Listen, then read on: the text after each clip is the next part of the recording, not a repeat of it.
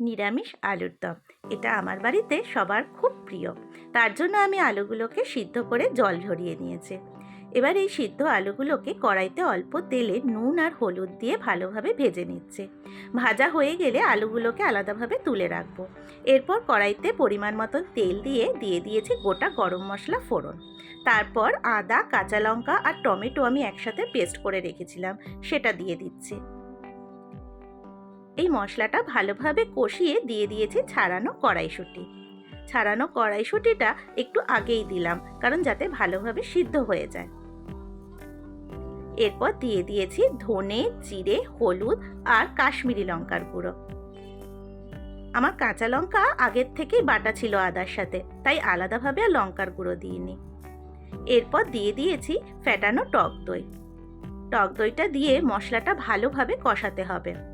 ভালোভাবে কষানো হয়ে গেলে দিয়েছি ভাজা আলুগুলো। ভাজা আলুগুলো দিয়ে ভালো করে নেড়ে চেড়ে মশলার সাথে মিশিয়ে দিতে হবে।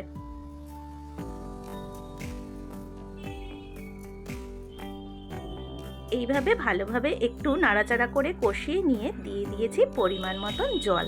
তবে জলটা খুব বেশি লাগবে না, যেহেতু আলুগুলো আগের থেকেই সিদ্ধ করা ছিল। একটু ফুটে এলে দিয়ে দিলাম পরিমাণ মতো নুন আর একটু মিষ্টি।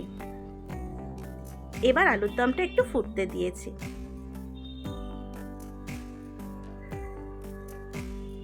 আলুর দমটা ফুটে এলে দিয়েছি তাতে ঘি। নিরামিষ রান্নায় ঘি না হলে কি চলে? আর ভালোভাবে ফুটে এলে দিয়ে দিলাম গরম মশলার গুঁড়ো, আর নামানোর আগে দিয়েছি ধনেপাতা। এবার একটু নাড়াচাড়া করে নামিয়ে নিলাম এই নিরামিষ আলুর দম। আলুর দমটা খেতে ভীষণ ভালো হয়েছিল। আর সামনে তো সরস্বতী পুজো। পুজোর দিনকে খিচুড়ি অথবা লুচির সাথে এই নিরামিষ আলুর দমটা কিন্তু জাস্ট জমে যাবে।